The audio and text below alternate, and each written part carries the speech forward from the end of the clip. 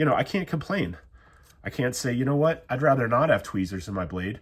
Most of these blades don't have tweezers. I don't really think about it twice. This one has tweezers, and it's like, you know what, that's kind of cool because it has tweezers. Hello and welcome to Prestige Worldwide. Up for review today, we have my collection of Civivi folding knives. So I've got 7 Civivi knives. We will start on the left over here. This is the Civivi Governor. It is a D2 blade length of almost 4 inches here. Pretty big blade. It does have steel liners, liner lock.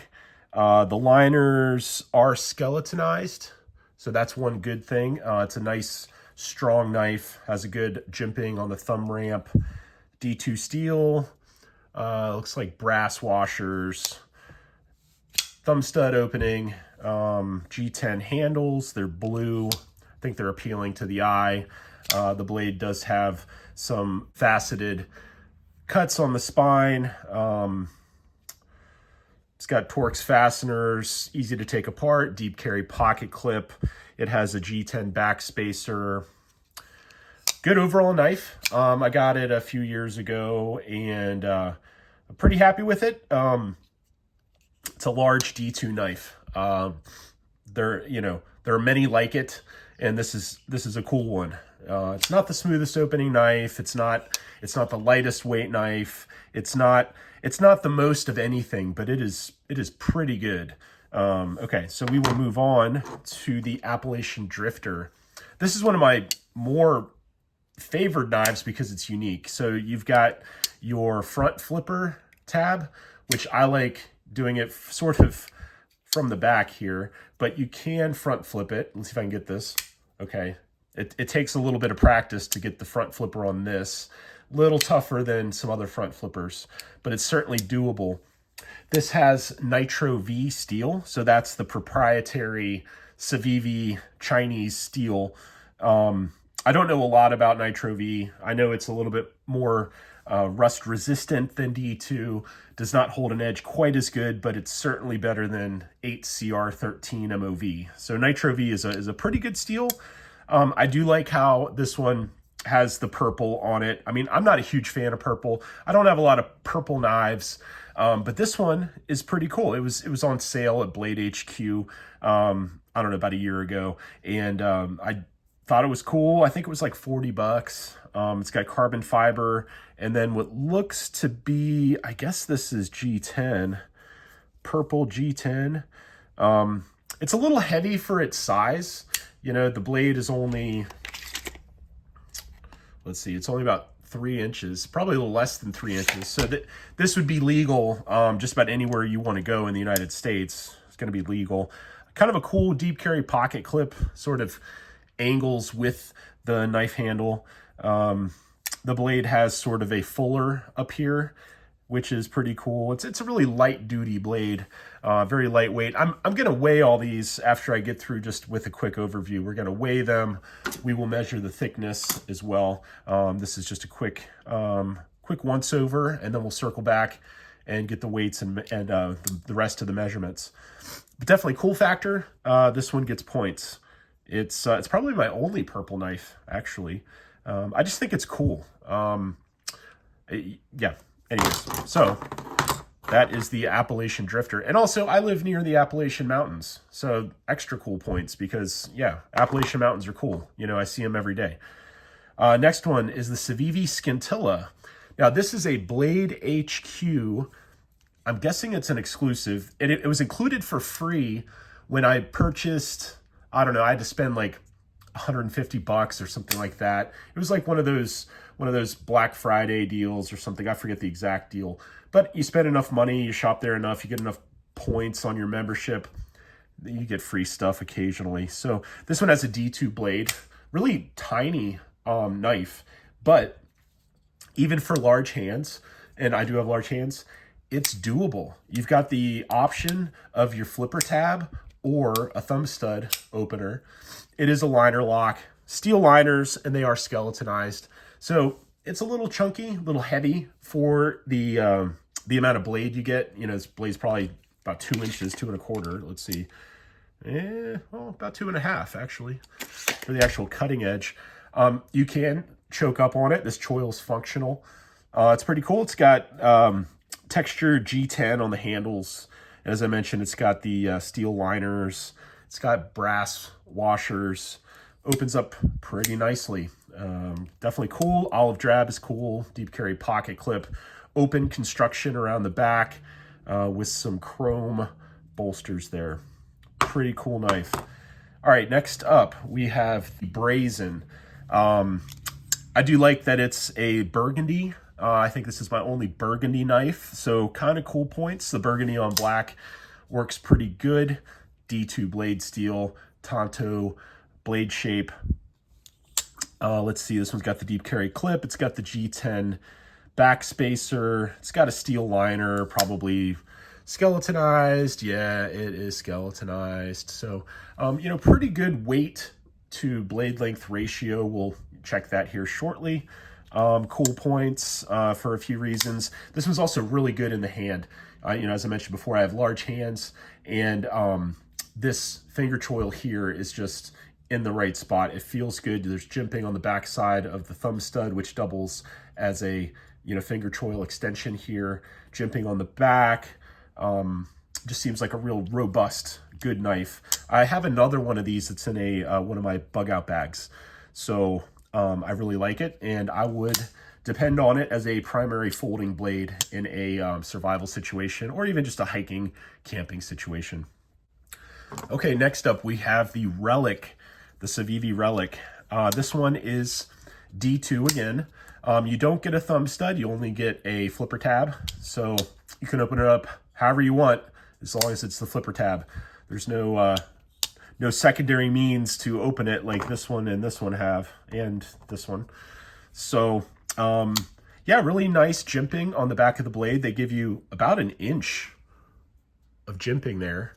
There's micarta scales, sort of a flat slab micarta.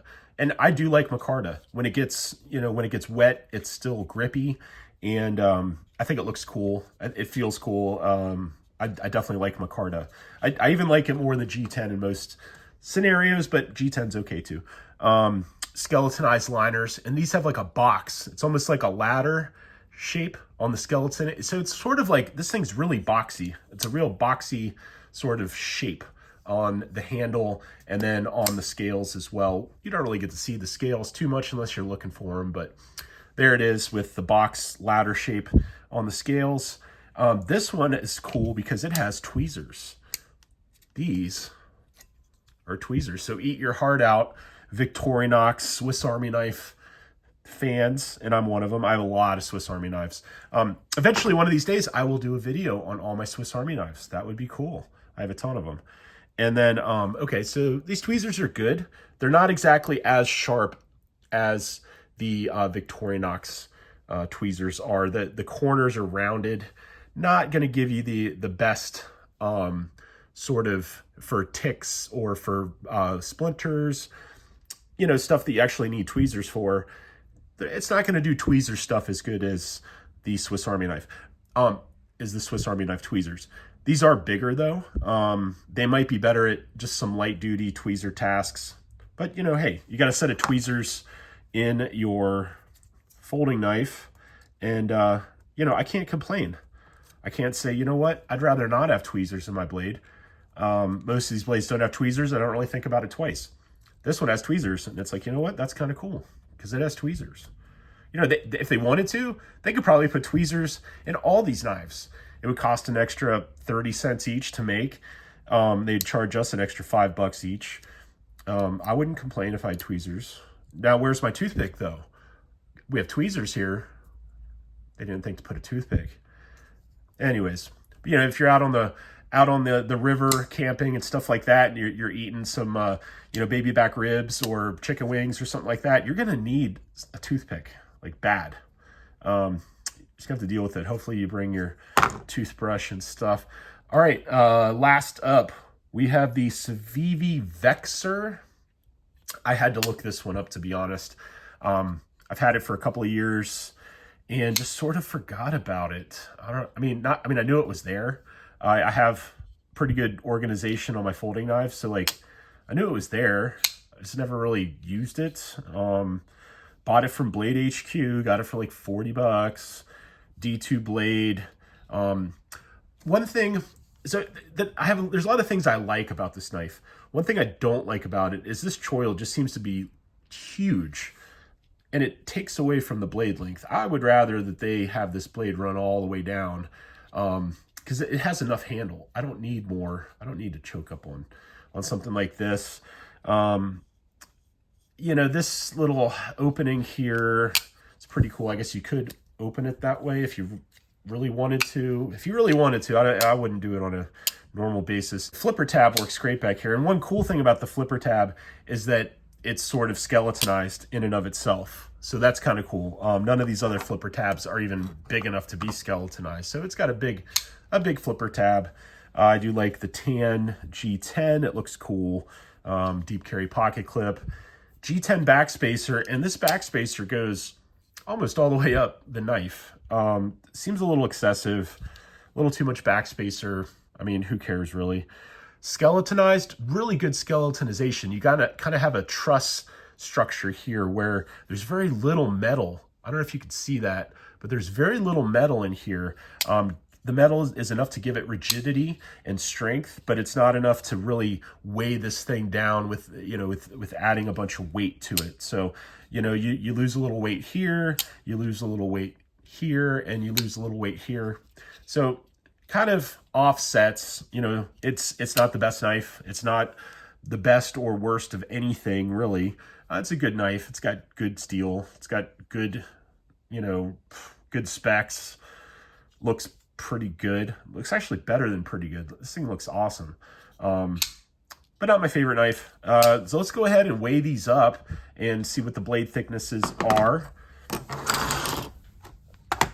Okay.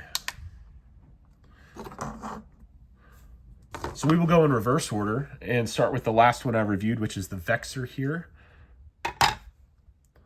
5.2 ounces. So let's see what the blade length is on this one. The cutting edge is about 3 5/8, 3 3/4. Got a thicker blade than normal, 0.15 inches. So yeah, thicker blade, longer than I thought it was. That's what she said. And a little heavier than I thought. You know, we're not, ideally you want to have about 1 inch of blade per ounce of weight. So this one's 3 3/4, weighs 5.2. So you're getting, you know, your length to weight ratio is like 1.4, which is not ideal, not terrible, but not ideal. It's a heavier duty knife, pretty good steel, etc. Okay, to the Relic with the tweezers. This one has a blade length of 3 and about 7/16 or 3.5 almost. Let's see what it weighs. 3.8. So this one has a blade length to weight ratio of like 1.1 or something like that, which is pretty good. It doesn't have as much of a shape to the handle as some of these others. You know, like when you compare it to the Brazen here, which has a really good thumb ramp back here. It has a really good choil, you know, or the Scintilla that has like a really good choil. This one doesn't have a lot of shape, but it does feel good in the hand. It makes up for it with the jimping back here on the thumb ramp. It gives you a little bit more grip, and the micarta gives you some grip. So this one actually feels a little light compared to some of the rest of them, and that goes into the blade length to weight ratio. Okay, let's go to the Scintilla here.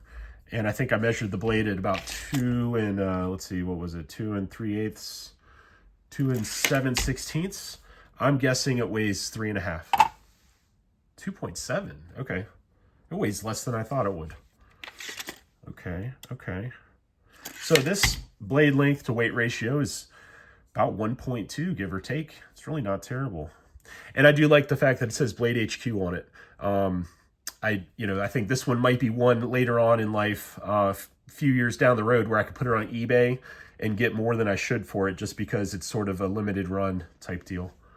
Okay, next up we will weigh the Brazen. Well, let's double check the blade length here. About 3 5/8 on the blade length. I'm guessing 4.2. 3.7, okay. So yeah, this is almost a 1-to-1 blade length to weight in ounces ratio. Blade length in inches to weight in ounces. There's no tweezers on this one. I can live without tweezers. This one has a really good shape. And as I mentioned before, I have one of these in my one of my bug out bags. Okay, next up, Keen Natter. This one has a blade length of about 3 7/16, give or take, about 3 7/16. Weight of 3.7, so pretty good ratios there. I think the skeletonized liners really sort of help these ones out. So yeah, not terrible. 1.1 or give or take for your blade length to, your blade weight to blade length to weight ratio. All right, Appalachian Drifter time. I don't know what this, I don't want to guess wrong. Let's see, 2.58, 2.6. So again, pretty good weight to length ratio. That's what she said. And a little thinner on the blade. Let's see what the Brazen is. I'm sorry, this is the Keen Natter. Keen Natter. 0.14. Okay, and let's see, I think this is the last one up. Okay, so the Governor, let's see what this weighs. 4.18, and this one has, I think, the longest cutting edge out of all of them. It's almost 4 inches. It's about a 16th short of 4 inches. So yeah, it's about a one, maybe 1.05 to 1 blade length to weight ratio. I'd have to get my graphing calculator out to really figure out the exact ratio there, but definitely solid knives. Civivi makes a good knife. Now they do make a lot of 8CR13 MOV, sort of, you know, not as good knives, and they make better ones than these too. They have, I think they have some Bowler N690s and a couple other better steels. The Nitro V is good steel. D2 is good steel. I like D2, especially with a coated blade. This one might be stonewashed. This one's coated, PVD coated. It's not going to rust on you as soon as you look at it. So yeah, I'm a big fan of Civivi. I'm going to keep buying Civivi. I'm going to, have it in my collection with other knives. It's very respectable, well-made knives. All right, well, that will conclude the Civivi collection review. Thanks for watching, and I'll see you on the next one. Bye-bye.